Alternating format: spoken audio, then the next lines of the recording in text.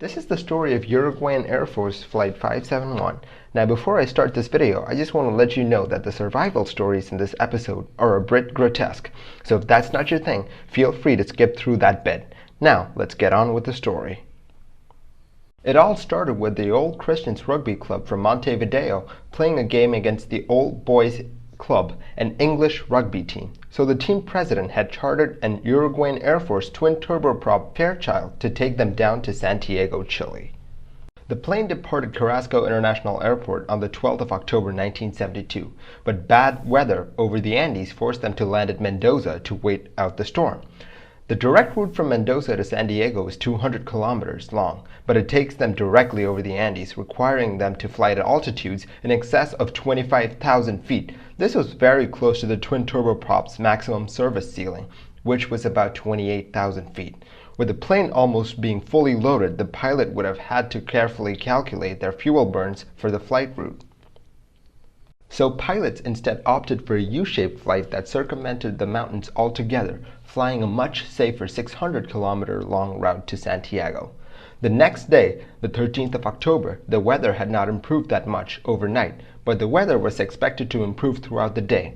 So at 2:18 p.m. on the 13th of October, the plane took off again bound for Santiago.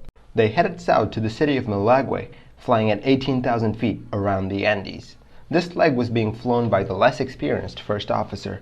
The plane they were flying, the Fairchild FH-227D, was nicknamed the Lead Sled due to it being woefully underpowered. The plane was headed toward a waypoint called Curico, flying over the Planchon Pass. The pass is regarded as the point where ATC from one country passes over control to ATC from the other country. Soon after, the pilot begins to turn north to point the plane towards Santiago, completing the U-shaped flight path.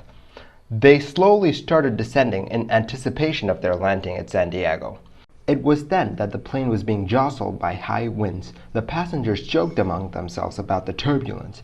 That was until they started to see mountains starting to poke through the clouds. This was probably when the pilots saw the ridge too. Immediately afterwards, the plane was climbing. A passenger recalls. He began to climb until the plane was nearly vertical and it began to stall and shake. The engines were at full power, but the plane couldn't clear the ridge. The plane made contact with the ridge 3 or 4 times. The tail of the plane struck the ridge at an altitude of 4,200 meters. The next impact sheared the right wing off. Due to the brutality of the impact, the tail section broke away, taking 3 or 4 passengers with it. The plane still continued up the ridge. The left wing struck an outcropping at an altitude of 4,400 meters. The left propeller sliced through the fuselage as the wing it was attached to was smashed to bits. The fuselage continued on and came to a stop as it hit a snowbank on the other side of the ridge at a speed of almost 350 kilometers per hour. The plane had crashed on a glacier high up in the Andes where the air was barely breathable, and the only thing visible for miles around was ice, rock, and torn shreds of aluminum. The crash was horrific. Wikipedia really goes into graphic detail about how each member of the crash died, but I'm going to skip all of that.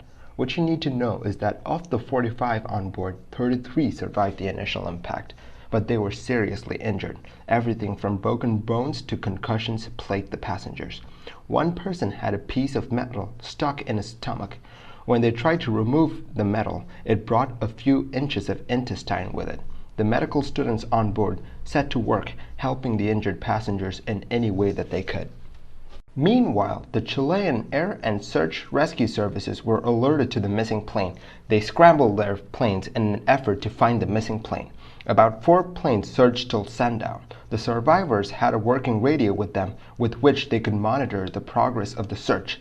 They now realized that they were stuck on some inaccessible glacier in the Andes. Their second day on the glacier dawned, and now Argentina had joined the search. 11 aircraft from Argentina and Chile were now scouring the area. In some sort of cruel twist of fate, the crash site was well within the search area and a plane flew near to their location. The passengers tried to make an SOS on the roof of the airplane with lipstick retrieved from the luggage, but they didn't have enough lipstick to make the letters visible from the air. 2 more planes flew over them and they were never spotted. The search continued on for more than a week, and after 8 days, the search was canceled. They hadn't expected to find anyone alive because the conditions there were so harsh. On the 11th day of being on the mountain, the survivors got the grim news through their improvised radio. The search had been called off. I can't imagine the despair that they felt in those moments. Their sole hope of being rescued was now gone. Over their first week on the glacier, many succumbed to their injuries and the cold. Most of them lived by the sea and had never even seen snow or had experienced high altitude before. After the first week, the survivors had a new problem. They had extremely limited food resource to begin with, and now that was dwindling. A person reportedly ate a chocolate-covered peanut over the course of 3 days. That shows how bad things were.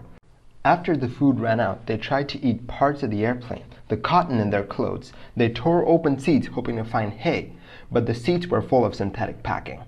They even ate the chemically treated leather seats, even though that made them sicker. They did all of this because the only alternative that they had was too gruesome to even fathom.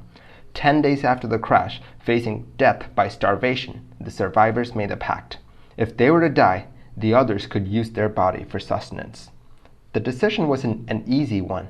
This was, after all, their friends and loved ones. Many couldn't bring themselves to do it at first, but soon, seeing that there were no other alternatives, all the survivors joined in. Things were bad, but they were about to get much worse. Near midnight on the 29th of October, an avalanche buried the fuselage of the plane that they were taking shelter in, killing 8 people. The people who had nursed the survivors back to health were gone. Now, the few remaining survivors were trapped in the fuselage. The avalanche had blocked the one entrance to the wreckage, and now the survivors realized that they were running out of air. They were going to suffocate.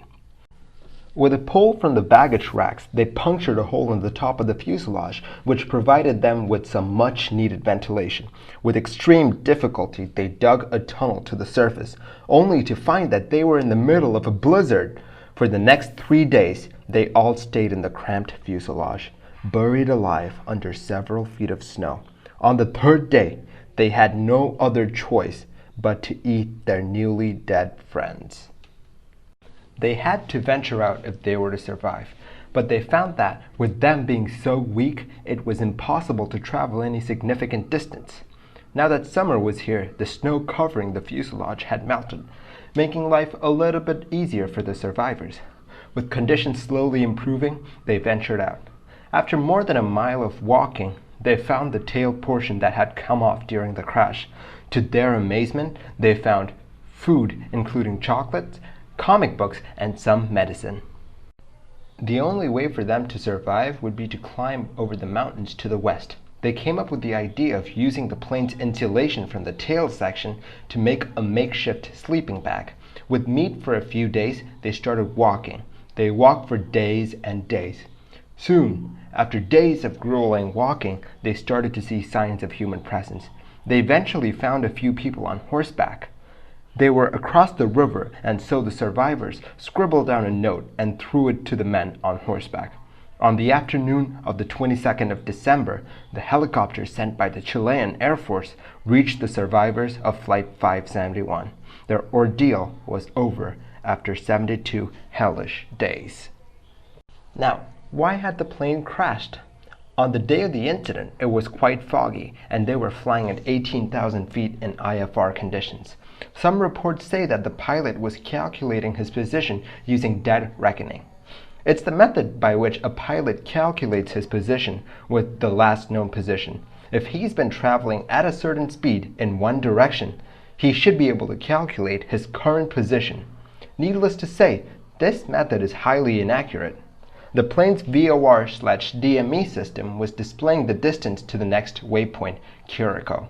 At Planchon Pass, the point where ATC hands off the airplane to the other controller, the plane had almost 70 kilometers to reach Curacao. But inexplicably, at 3:21 p.m., shortly after transiting the pass, the pilot contacts ATC and tells them that they'll be reaching Curacao in a minute. They were still 10 minutes away from Curacao. 3 minutes later, he tells ATC that they were passing Curacao and that he was turning north. Usually, turning north points them towards Santiago, but in this case, they were headed straight for the Andes. The pilot now asks ATC clearance to descend. The controller, thinking that the plane was well clear of the mountains, gave them clearance to descend. The pilot had turned too early, and he had only turned too little. They were way off course. From this point on, given their low altitude, it was only a matter of time before the plane would hit a tall peak in the mountains. Thank you for listening to this episode of Mini Air Crash Investigation. If you like the videos that I make, please consider liking and subscribing. It really helps the channel grow. A big thank you to iTrapper for letting me use his footage on today's video. If you liked his video, be sure to check out his channel in the link in the description. Thank you.